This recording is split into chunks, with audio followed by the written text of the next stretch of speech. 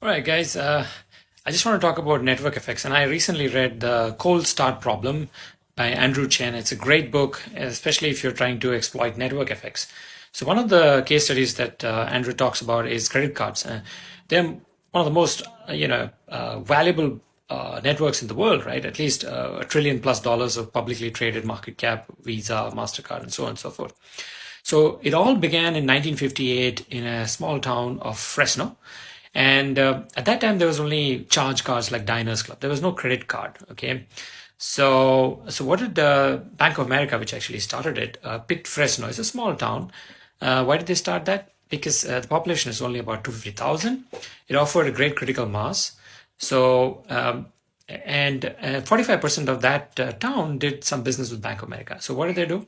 On a fine September, Bank mailed 60,000 Fresno residents a Bank American card. There was no application process. The card simply arrived in the mailbox ready to use.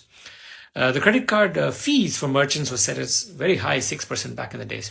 And the consumers received a very small $300 to $500 credit limit. It's brilliant because suddenly cardholders were acquired for zero cost.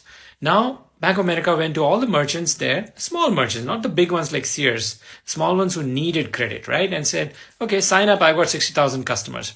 So more than 300 odd Fresno merchants signed up.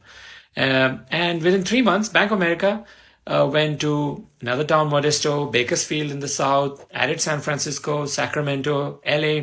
13 months after the initial launch, the bank had issued 2 million credit cards, onboarded 20,000 merchants. Now, what a fabulous launch that is called, and it tells you networks are created locally and both sides of the problem need to be solved, the customer side and the supplier side.